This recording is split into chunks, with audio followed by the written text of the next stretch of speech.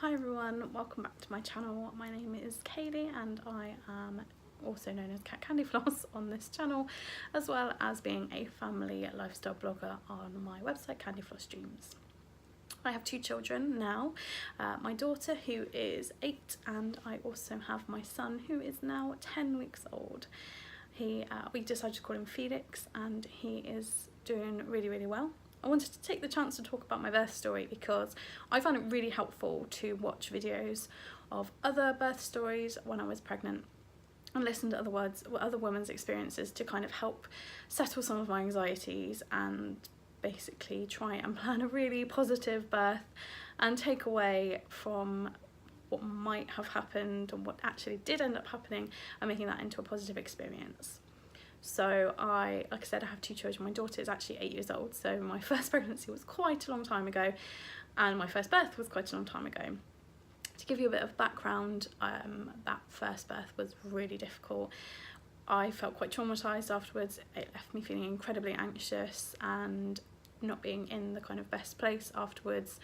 I think now, even though I wasn't ever diagnosed with it, led to me having postnatal depression, which was quite tough to deal with and has been a long time kind of admitting and reading about it and talking and kind of not convincing myself, but kind of convincing myself that that was probably what it was rather than just standard depression, because it very much surrounded how I was parenting and came quite strongly after the birth of my daughter.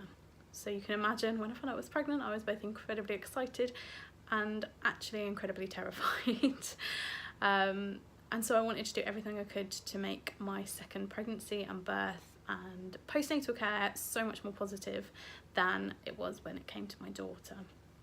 So we did quite a lot of reading, I did a lot of research, I spoke to a lot of mums, I did hypnobirthing, I hired a doula, I did absolutely everything to try and plan a positive birth, which included actually being a bit more forward on which hospital I ended up deciding to choose to give birth in, and so many other decisions. My birth plan started off being quite a few pages long. I wrote letters to my consultant to kind of make sure that I was being listened to, because ultimately for my first pregnancy and my first birth, being a first time mum, I'm sure many other mums would feel this, is that you're kind of just pushed into a corner and said this is what you have to do and that's that, and you don't really feel like you have any other choice. You don't really feel like you can make a decision surrounding something. You just kind of go along with it, and that's fine, especially if you're relatively kind of low risk or high risk and you want to follow every bit of advice you're getting. I would never say never go against advice, because that's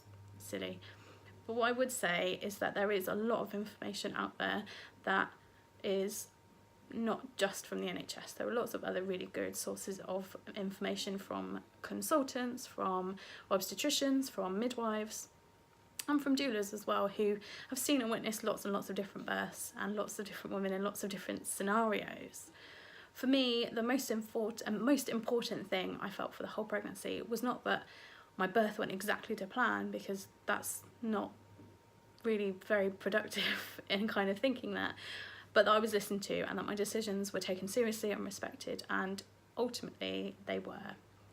So going back to the actual birth, which was now 10 weeks ago, and it honestly feels like it has gone so fast. I can't even really, it's so strange, because it feels like he's always been with us, yet it also feels like it's just been so quick and confined, and he's just kind of had to slot into life as everything was going on when I was due to give birth. I am definitely a 10-month pregnant woman. I went to 42 weeks with my daughter. She was born exactly 2 weeks after I was due, and with my son, he was born at 41 plus 5, I think, days, so almost those full 42 weeks that the kind of guidelines suggest you go to. Some women choose to go beyond that. I personally, I knew it wasn't going to be at 40 weeks. I knew it wasn't going to be early, because it wasn't before, and your pregnancies tend to follow each other. But I just didn't really want to get to the point where I was going over that 42 weeks, because I was really done. Those last 2 weeks were hard. I was tired, I was in a lot of pain. I'd had growth scans throughout my whole pregnancy, and they were like, said, oh yeah, he's going to be pretty big. And I kind of like, I had the same information from my daughter, and the same sort of information from other mums, and I was just like, I just don't believe he's going to be that big. I was very wrong. But that's fine. He just grew very well. However, I didn't anticipate that pressure on my pelvis and how my mobility would be affected. And in those last 2 weeks, I was really struggling to move comfortably. I couldn't really get in and out of the bath very well. I struggled getting up and down the stairs. There were days where I just didn't leave the house because the idea of going outside filled me with so much anxiety, because I was like I knew I was going to be in pain and needing to find a toilet, and it was just awful. But that's the realities of pregnancy, really. The last 5 weeks were the hardest, the last 2 weeks being the hardest of the hard weeks. But that's just how pregnancy is. People tell you, oh, it's only 9 months and you get your due date and you get your hopes on it. It does not work like that. I think I read that 3 to 5% of women actually give birth on their due date. The majority, I think 85%, go past their due date, and then the very small amount are the ones that happen before, but either before the due date or in a premature pregnancy situation, premature birth rather. So a due date is just a guideline of around about the time that you're most likely to give birth. So I didn't pin any hopes on the fact that he would be here in September. A lot of the time I was saying I think he'll be here in October. He was. Only just, but he was. And yeah, it was just a hard last 2 weeks. But in that 2 weeks, I really wanted to try and do lots of reading and watch positive birth stories, because I was like thinking, oh, the further I go overdue, the more likely I'm going to have another cesarean, which I really, really, really didn't want to have. Anyway, it came to the 1 week, 41 weeks and 2 days, I had my first kind of examination, where I was about 1 centimetre and I was shortening, but nothing was really happening. I wasn't really having any contractions. I'd had a couple of odd sort of cramps and stuff, but nothing, like more Braxton Hicks than anything. Nothing was really going on. Come the Wednesday, again, I'd had a couple of like contraction-y type Braxton Hicks, but nothing had happened. However, I did find out I progressed. So on the Wednesday, when I had my second stretch and sweep, I was about 2 centimetres and I was like pretty thin and ready, really. So I was able to they were able to do quite a good sweep, and that did bring on labour, which was great. Even though it was a form of induction, it still kind of brought on more spontaneous labour than, say, something more medical, which is I really wanted to avoid. I didn't want to have a full induction as I did with my daughter, because I completely felt out of control. Anyway, so the Wednesday night, about 10 o'clock, everything was getting a bit more intense. The contractions were coming regularly enough that I was like thinking, oh, I think this is going to be it. I was already booked in to go the next day on the Thursday morning for an induction anyway. So yeah, it was all kind of, I knew I was going to be going in to have my waters broken if I wasn't, because that was kind of the only form of medical intervention I was willing to accept. I really didn't want to go on the drip. I really wanted to avoid having an epidural. So that kind of was the best step really for me. So we went through the night having contractions. I kind of dozed on and off. I used my TENS machine at home, which I was brilliant. I used the baby care TENS from L Baby, and it was perfect. It really, really helped. And going in the car from home to hospital, that really helped distract me. I was listening to a playlist that I really enjoyed. I was listening to hypnobirthing tracks, and I was kind of trying to just focus, really. I don't really remember much. I was quite in the zone, as hypnobirthing kind of helps you try and get into. Anyway, I got to hospital, another examination. I didn't really want loads of examinations, but I kind of wanted to know where we stood at that beginning point when we got in there, because I kind of felt, well, if I'm progressing, then I don't really need to have my waters broken. So that was kind of my feeling. So we had another examination. I had got more, I'd progressed, so they didn't need to break my water, so I could just get on with it. And that's what I decided to do for the next 4 hours. I used gas and air. I was walking around the room. I got changed into my like nightie type thing. Gas and air was really helping, TENS machine was really helping. I had my doula there, my partner was there, we had my 2 midwives who were really, really good, and things looked like they were going really well, and I felt really in control, I felt really listened to. I had anti-sickness medication because I have a real fear of being sick and I really can't handle it. However, I was sick in labour and I really didn't want to eat or drink, despite I drank a lot of water and had isotonic drinks as well to kind of keep my fluids up and everything. But yeah, it was hard and it was intense, but I wasn't in agonising pain. The gas and air for me really, really helped, despite being sick. That really helped. I had a birthing ball, I was using the bed, I was kind of going to and from the bathroom. I didn't use any form of water, which I would have liked to do, but ultimately I didn't really need to at that point. 4 hours later, I hadn't actually really progressed as much as they would have liked me to, and that's a term you hear a lot in when you're pregnant. And so I just kind of thought, well, that's 4 hours I've done and I've only kind of got half the progress. Let's try and break the waters and see if that kind of helps speed things up a little bit more, because I really, really wanted to give birth to my son naturally, especially as I felt like that choice was kind of made for me for my first pregnancy. And so that's what we did. I had my waters broken and carried on for another kind of, I think it was another sort of 2 or 3 hours. I kind of carried on okay using gas and air and the TENS machine, which they were really helping, they were really good. But it got to about 6 o'clock and I felt not quite right, I would say. I couldn't really differentiate between pain and the contractions. There wasn't really a dip. And so I was constantly on the gas and air and I wasn't really coming off of it. And I was in quite a lot of pain and I was constantly sort of saying, I don't think I can do this anymore. I was sort of, you know, I knew that it wasn't the transition period that some women talk about. I knew it was something else, and I was just like, no, I can't do this anymore. I'm too tired. At that point, I think I'd been going, oh gosh, about 30 odd hours, I think, since having the sweep and then the contractions starting, because they started just after the sweep, and they were quite mild, and so it was the very early stages. But then because of that, they carried on through the night, and that kept me up. So I was very, very tired. I hadn't really eaten. And I'd been sick, so I wasn't feeling in the best of moods, but like I said, the gas net and the TENS machine were really helping, and it just got to a point where I thought, I don't think something's quite right here. I don't know, it was like kind of like mum's intuition, instinct, I don't know, but I didn't really feel that everything was right, so I asked for a cesarean, and that is quite a key thing, I think, is that I made the decision to have that procedure.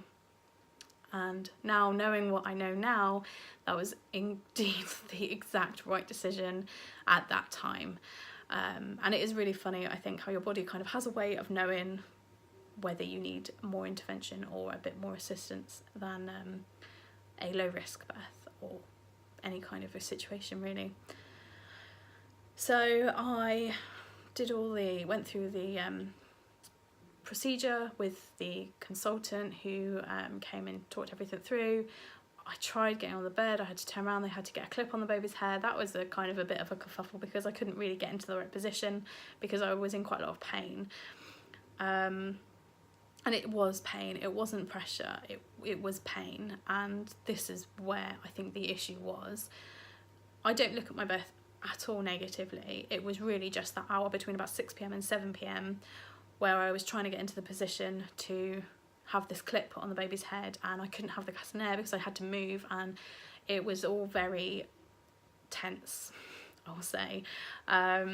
But yeah, and I think it was around about 7ish that they were starting to prep me for the theatre. It took quite a long time, not to get me to theatre, and it wasn't a rush emergency cesarean, it was an unplanned cesarean. So therefore it wasn't a kind of like, we need to get the baby out now. They could check the heart rate. He was absolutely fine. It was really just me. And I think there was a few concerns about why I was in as much pain as I was. Got down to theatre. They gave me, I think, diamorphine and to help get the epidural, the spinal block in. And that it's very hard to bend in that position when you're having contractions and they're trying to get a needle in you, any woman that has had to have like that kind of situation will know that it's not easy. But I did it eventually. They were just, Adam was telling me afterwards, they were just telling me like, curl up like a prawn. And I was like, what? Get into a C shape. And you have to kind of curve your spine and like lean forward and kind of flex your spine out. And it's very weird, but they got the spinal block in me, and obviously that started kicking in quite quickly, as it wasn't a epidural, as a self-administered epidural, it was a full spinal block for the surgery. So they got that in, they got me on the bed, I was laying down, they put my feet in these weird like decompression things, I don't know what that, I think that's to stop DVT, and things, you know, surgery started beginning. They, you know, tested to see if I could feel anything with the spray. I couldn't. Everything was fine at that point. I had blood pressure thing on, I had an anti-sickness medication again. Adam was with me, Sophie, my doula, was with me, so it was all fine. The midwives were all there. I had 3 amazing women doing my surgery. It was actually all women apart from I think the paediatrician and the anaesthetist assistant, and I like felt quite empowered by that. I liked having a lot of women in the room doing all the surgery and looking after me, really. It was quite good. But so everything was fine. I was laying there, the curtain was up, I couldn't see anything because I really didn't want to. I'm not the type of person that wants to sort of see. I just kind of had a few other requests when it came to my son being born, but that was all fine. But for some reason, it took about, I think it was about 40 minutes between me being ready for surgery and my son actually being there. Usually they try and get it done in 10 minutes. This just goes to prove that there was a problem with me, really. They did the incision and they kind of looked a bit stumped at that point because I had a lot of scar tissue and a hole in my uterus, which I didn't expect to have, but I think that is where the fear, the pain came from, really. The pain that I was feeling between contractions and couldn't really differentiate. Oh, someone is awake. So yeah, they did the incision, a lot of scar tissue. They weren't really sure where to make the incision. The important thing to note though is that the hole wasn't where they expected it to be, because it wasn't actually on my old scar. So it turns out I just had a really weak uterus from many reasons: high BMI, previous pregnancy with the scar tissue, him being really big, and actually I don't know if he would have fit through my pelvis after kind of talking through it, especially with the hole there. So anyway, I was a bit of a mess inside, so they had to get a third obstetrician to come and like help decide where to make the incision to get him out. That happened, and he was born at 8:46 on the 4th of October, and that was brilliant, and I was so happy to see him, and he was fine, and he cried loudly. Adam got a really lovely hold with him. I would have liked to hold him, but actually I was feeling so sick that I couldn't, so I didn't take him until I was being wheeled out and down to recovery. But actually it was fine. Despite it being an unplanned cesarean, despite it kind of being a bit odd and not really the circumstance I would have liked to hear, the issues were with me, and despite it being not what I wanted, because I asked for it and because I was listened to and the doctors were all really brilliant and the midwives were fantastic, he was born really safely, and I was fine. Recovery has been hard these last 10 weeks, I won't lie. Having another cesarean, being bigger, having another child to look after, it's all been a real big challenge, especially with my daughter having to go to school and our school being quite far away from our home, and neither my partner or I driving, and my partner starting a new job, and my partner going to university. It's all been a bit crazy, but I wouldn't change how he was born for anything. It was exactly the right decision at the right time. We're both here safely, and I feel really, really positive about the whole thing, and I think that is because it was my choice and it was my decision, and that in itself really helped kind of heal a lot of the negativity I felt about my previous birth. And even though it was quite similar circumstances, having another unplanned cesarean, although her situation I think was a little bit more of an emergency than my son's, because I'd asked for my son's. Yeah, well, I think I would have been recommended to have one if I'd carried on going the way I was. But ultimately, I feel really good, and I think this does mean that if we do decide to have another in the future, it will be another cesarean, but that will be completely planned. whereas this one was an unplanned cesarean. But ultimately I feel really good about it, and I kind of wanted to help reassure that even though you can kind of really go against the odds by having a high BMI pregnancy, having a high risk pregnancy, having scar tissue, having a hole, you can come away the other side with a feeling pretty good about it if you kind of know all the information beforehand and you're prepared for all of that and you make a really good plan. And I really recommend making birth plans for all circumstances, because you just don't know how you're going to change your mind, what your decisions are going to be, or how things are going to go on the day.